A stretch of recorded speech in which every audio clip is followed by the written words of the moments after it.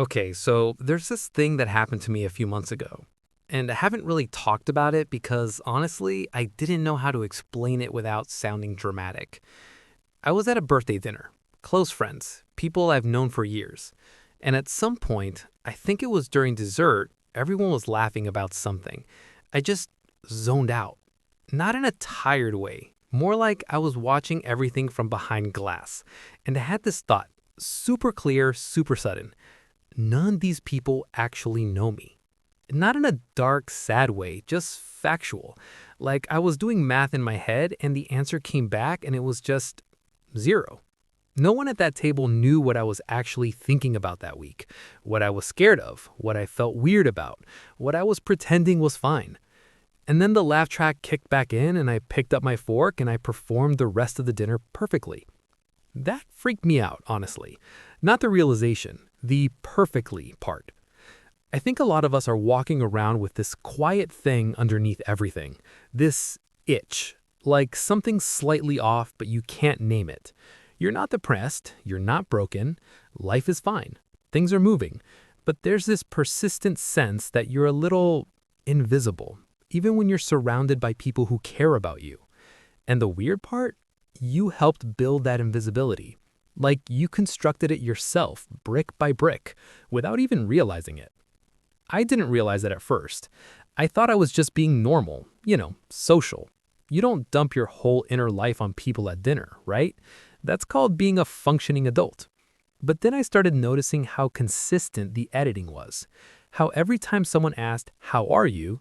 there was already a pre-approved answer loading. Good, busy, kind of tired. You know how it is. Ready to go. No buffering. And nobody pushes back. Nobody goes, "No, but really." So you say the pre-approved thing, they nod, conversation moves on. And another exchange passes where nobody actually showed up. Okay, and this is the part I've been thinking about a lot. I want to talk about why this actually happens. Because I used to think it was just shyness or being an introvert or whatever. But I don't think that's it. I think the real thing is we've all gotten really, really good at performing. Like not fake performing, not lying, just curating. Presenting the version of yourself that fits the context. The version that won't make things awkward. The version that requires the least amount of explanation. You do it everywhere. In the group chat, you send the funny thing, not the weird, vulnerable thing you actually thought of first. On Instagram, you post the W, not the Tuesday where you sat on your floor doing nothing for 2 hours because you felt so behind on your own life. At work, you're fine. You're on top of it. No, you don't need help. With your parents, yeah, things are good. Yeah, I'm eating. Yeah, I'm being smart with money. And none of that is wrong. None of it's even dishonest, technically, but it adds up. Like over time, all that curation builds a gap between who people think you are and who you actually are. And then one day you're at a birthday dinner and you do the math and the answer comes back zero. Here's something I've noticed about doom scrolling. And I know everyone talks about it, but just hear me out. When I scroll at night, I tell myself I'm unwinding. Like I deserve this, it's been a long day, I'm just resting. But if I'm being honest, I think sometimes I'm scrolling because the alternative is just sitting there, in the quiet, with my actual thoughts. And my actual thoughts are kind of a lot. Like there's always something in there that I haven't dealt with, some conversation I avoided, something I did that I'm low-key embarrassed about, some goal I've been about to start for 6 months. And scrolling is just volume control. It turns that stuff down. The phone isn't the problem. The phone is just the most convenient exit. If it didn't exist, I'd find something else. I'd reorganize my room or make a snack I didn't need or text someone random. Anything to not just be there. But here's the thing, and this is where it gets a little uncomfortable. If you're never just there, if you never sit with the actual you, then how is anyone else supposed to meet that person? Wait, no, that's not even the right order. Let me back up. The reason nobody actually knows you isn't because you haven't found the right people. It's not because you're too busy or life is too loud or social media ruined intimacy or whatever. Those things are real, sure, but they're not the root. The root is that you don't fully show up to yourself either. I know that sounds like some therapy speak thing. Just stay with me.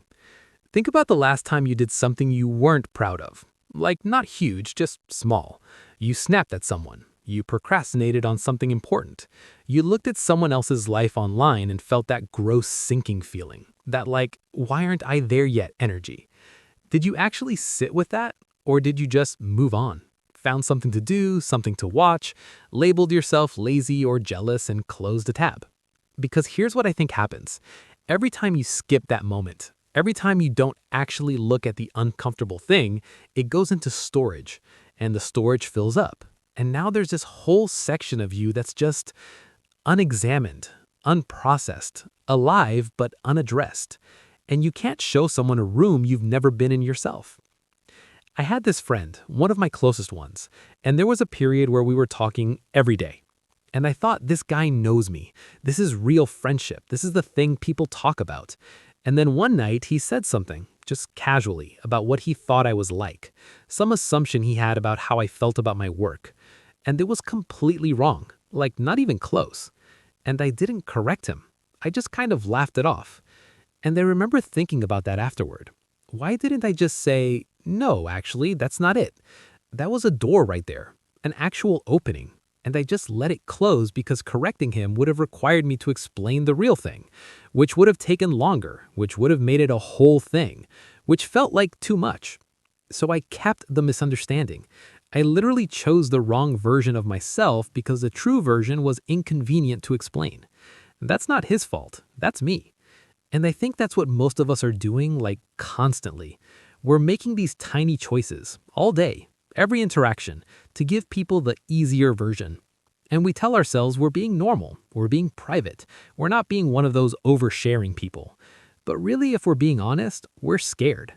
Scared that the real version is too much, too messy, too contradictory, too unfinished. Like, what if you showed someone exactly what's going on inside and they just went quiet? What if they didn't know what to do with it? What if they looked at you differently? That fear is so old. I think for most of us, it goes back to some moment when we actually did show the real thing and it didn't land right. And the lesson we learned from that, even if we were 8 years old, even if the other person was just tired and not even paying attention, the lesson was keep it in, edit, adjust, perform. And we've been performing ever since. Here's the turning point though, the thing I keep coming back to. You can't actually fix this by finding better people. I know that's the instinct. Just find your tribe, find your people, find someone who gets you. But getting found requires being findable. And being findable requires actually being there, unedited, at least some of the time. And that's the scariest thing because it feels like risk, like you're giving someone material, like vulnerability is a liability. But I've started to think about it differently. I think the loneliness most of us feel, that specific quiet loneliness that exists even in full rooms, it's not a relationship problem, it's a proximity problem. You're not close enough to yourself to let anyone else get close. And the path out isn't finding better people. It's becoming harder to hide from, even just for yourself. Like, start there.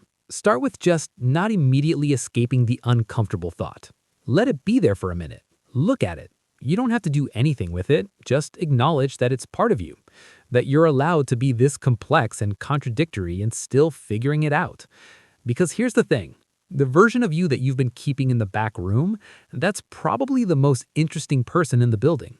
The one with the actual opinions, the real fears, the strange specific thoughts that don't fit into any Instagram caption. That person is infinitely more worth knowing than the curated version. But they're only going to get known if you let them out. And that starts with you, before anyone else. Anyway, I've been sitting with this for a while and I don't have a clean answer. I think it's a practice, not a destination. Some days you're more real than others. Some conversations crack open more than you planned. Sometimes you say the pre-approved thing and that's just what that situation needed. But the goal, I think, is just to make the gap smaller between the you that exists and the you that people see, even by a little, even just in one conversation, even just in how honest you are with yourself at 11 p.m. when the phone is down and the room is quiet and there's nobody to perform for. That quiet, that's not emptiness. That's where you actually live. Most people spend their whole life being really, really good at being misunderstood. So I'll leave you with this. If someone knew everything, every thought, every fear, every version of you you've never said out loud, would you feel relieved or terrified?